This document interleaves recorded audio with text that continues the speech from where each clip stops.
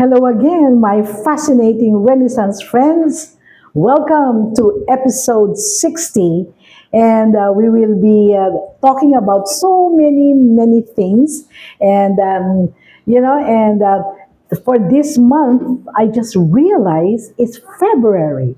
And February is very special to me. You know why? We celebrate three birthdays this month. All right? February 8th is my husband's birthday, followed by my única hija's birthday. My only girl, my only daughter, her birthday falls on February 9. And 10 days after that, guess whose birthday is it? It's my birthday. So all three of us would always traditionally celebrate our birthdays together during my birthday, and it will always be grand. And this year, it will be special because my daughter and her family, who they are based in New Jersey in US, and they will be here to celebrate my daughter's 50th birthday. Officially, she turns a golden lady. Would you believe? Okay, of course you can count, backwards and guess exactly how young I am, but I will still be under 60 years and beyond. Okay, now talking about birthdays. Okay, so let's talk about birthdays. I guess when I was a kid and all other kids, are always excited about birthdays. They ask mom and dad, Mom, Dad, when is my birthday? And the mom and dad would always ask them, what gift do you want for your birthday? Right? So kids are always looking forward to celebrating birthdays. Why? Because they have a party. They have balloons. They have their cake, they have their ice cream, they have their playmates, they play games, and they have prizes. And above all, they have lots and lots and lots of gifts. And it's really a very fun day. And so when you're 2 years old, three, four, five, I guess until the age of 9, you're looking forward to birthdays, huh? Well, I guess when you turn 10, 11, 12, you are considered a preteen, before becoming a teenager. I think the term now is twins, TWEENS. It stands for in betweens. And there would be a little change there. The girls, the males would be thinking of what, makeup. Maybe they start thinking of crushes, all right, and maybe dressing up, okay, and all right. Well, then they turn 13. All right, they turn 13, and so they start going to other places than home. They go to arcades, they play games. Instead of having a party, they would just get the money and just play in the arcade and go out and giggle with their friends maybe. Then they get to be 14, and then 15. I understand in Mexican culture they celebrate 15th birthday of a young girl, and they call it quinceañera. It's a big deal, for these 15-year-old girls. They dress up, they wear tiara, they wear gowns, and they have a big party, right? So then after that, well, for most people, it's turning. For most ladies, I mean, they say sweet 16. They turn sweet 16, and then 17, right? And then the grand party, debut, officially welcome them into society as an adult, okay. And it's really a big deal. They wear gowns, they have rituals like 18 roses, you have cotillion, you have a dance with 18 pairs, they practice months before that, and because they're 18, they're officially adults. Okay, then slowly the 20s come around, and the millennials coined a word for that. They say it's adulting because they try to be adults. It's no longer fun. They do things because they have to.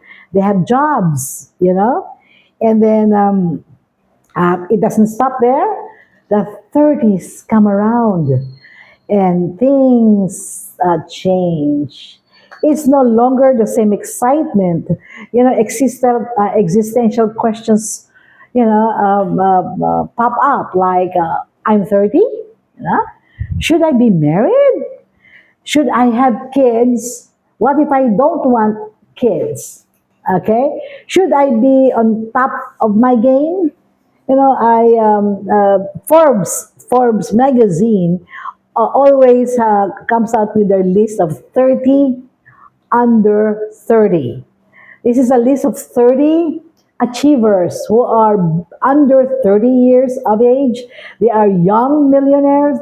They are young entrepreneurs with unicorn businesses.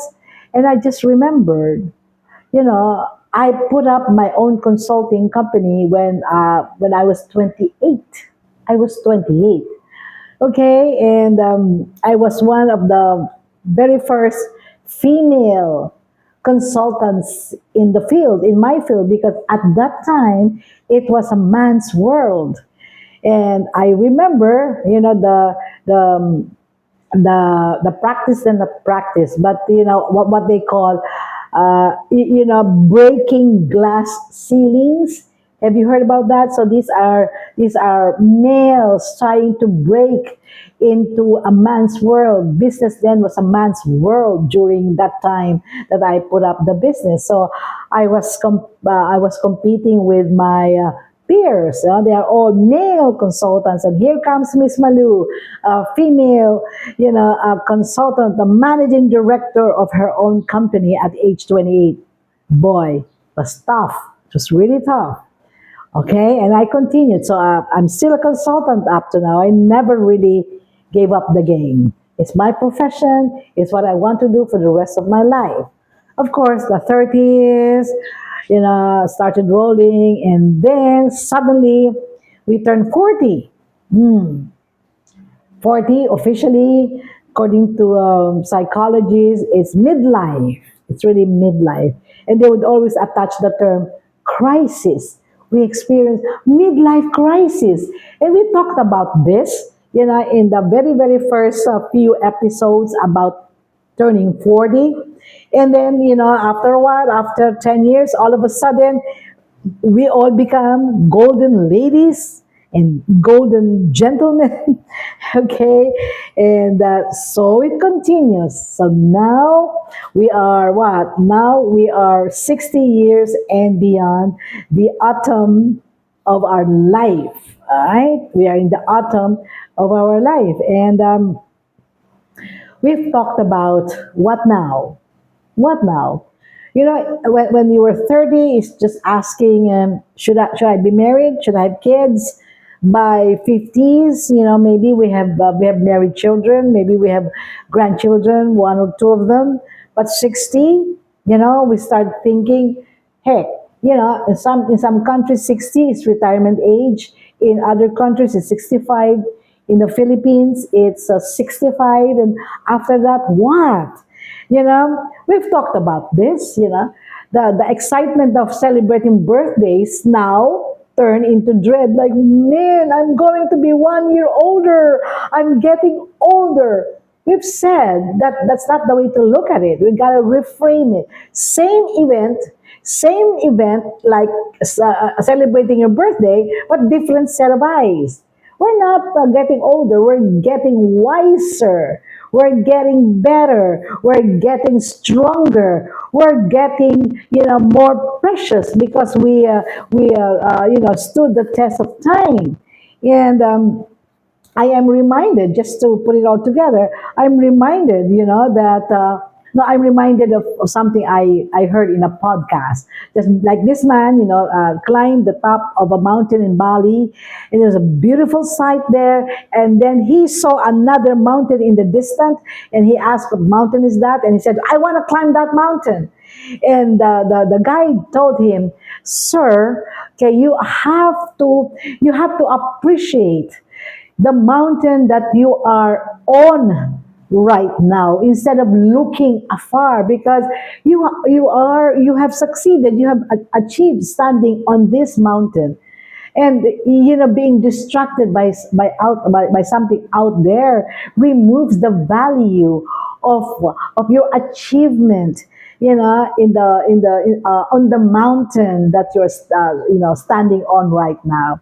So that's what I want to do.